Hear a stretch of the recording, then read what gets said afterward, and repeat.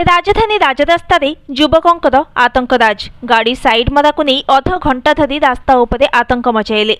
बस को अटकाइले, ड्राइवर को पिटिले।